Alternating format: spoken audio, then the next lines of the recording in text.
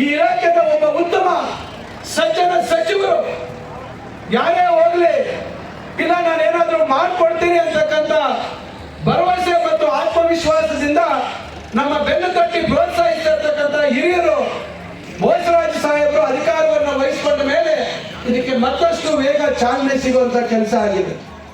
ಏನು ಮಾಡಲಿ ಸುಬ್ಬಾರೆಡ್ಡಿ ಅವರ ಪ್ರಯತ್ನ, ನಾನು ಆ ಸಂದರ್ಭದಲ್ಲಿ ನಾನು ಶಾಸಕನಾಗಿರಲಿಲ್ಲ, ಸೋತಿದ್ದೆ.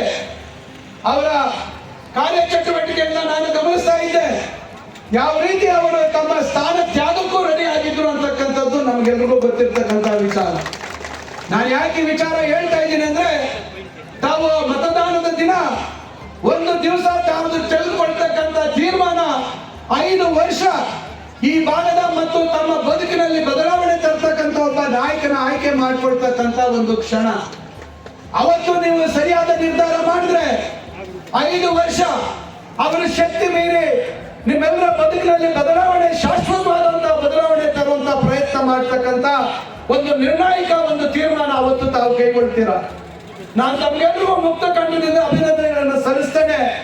ತಾವು 3 ಬಾರಿ ಉತ್ತಮವಾದಂತಹ ತೀರ್ಮಾನ ಮಾಡಿದ್ರಿಂದ, ಸತತವಾಗಿ ಅವರು ಆಯ್ಕೆ ಆಗಿದ್ದ ಕಾರಣದಿಂದ ಅವರು ಪ್ರಾರಂಭ ಮಾಡಿರ್ತಕ್ಕಂಥ ಕಾರ್ಯಕ್ರಮಗಳನ್ನ ತ್ವರಿತವಾಗಿ ಅನುಷ್ಠಾನ ಮಾಡುವಂತದ್ದಕ್ಕೆ ಸಾಧ್ಯ ಆಯಿತು. ದಯವಿಟ್ಟು ಇದನ್ನ ತಾವು ಮನಸ್ಸಿನಲ್ಲಿ ಇಟ್ಕೋಬೇಕು. ಈಗ 190 ಕೋಟಿಗಳ ಗಂಟಲ ಮಲ್ಲಮ್ಮ ಯೋಜನೆಯನ್ನ ಅವಿರತವಾಗಿ ಶ್ರಮ ವಹಿಸಿ ಇವತ್ತು ಮತ್ತೊಂದು ದೊಡ್ಡ ಹೆಜ್ಜೆಯನ್ನ ಸುಬ್ಬಾರೆಡ್ಡಿ ಅವರು ಇಟ್ಟಿದ್ದಾರೆ. ಅದು ಪ್ರಾರಂಭ ಆಗುತ್ತೆ. ಸದ್ಯದಲ್ಲೇ ದೊಡ್ಡ ಕಾರ್ಯಕ್ರಮ ಇಲ್ಲೇ ಮಾಡಲಿದ್ದೇವೆ ಬಾಗೇಪಲ್ಲಿಯಲ್ಲಿ. ನಾನು ತಮ್ಮಲ್ಲಿ ಕೇಳ್ತಾ ಇರ್ತಕ್ಕಂಥದ್ದು ಇಷ್ಟೇ, ಇವೆಲ್ಲ ಕಾರ್ಯಕ್ರಮಗಳು ಅನುಷ್ಠಾನ ಆಗ್ಬೇಕಾದ್ರೆ 1-2 ವರ್ಷ 3 ವರ್ಷ ಆಗ್ಬಹುದು. ನೀರು ಬರಬೇಕು, ಅವರು ಕಂಡಂತ ಕನಸು ನನಸಾಗಬೇಕಂದ್ರೆ ಸಮಯ ಆಗುತ್ತೆ. ಪ್ರಕೃತಿ ಕೂಡ ನಮ್ಗೆ ಸಹಾಯವನ್ನ ಮಾಡಬೇಕಾಗುತ್ತೆ. ಜೊತೆಗೆ ಹೆಚ್ಚಿನ ಮಳೆ ನೀರನ್ನು ಅದಕ್ಕೆ ಜೋಡಣೆ ಮಾಡ್ತಕ್ಕಂಥ ಕೆಲಸ ಕೂಡ ಆಗುತ್ತೆ.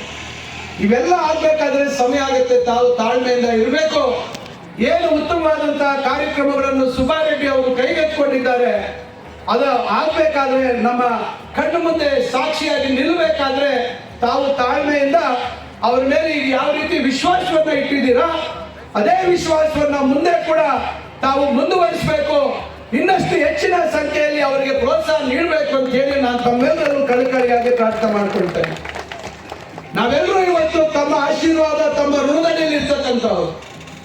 ನಾವು ಯಾರು ಈ ಒಂದು ಭೂಮಿ ಮೇಲೆ ಶಾಶ್ವತವಾಗಿ ಉಳಿಯುವಂತವ್ರಲ್ಲ.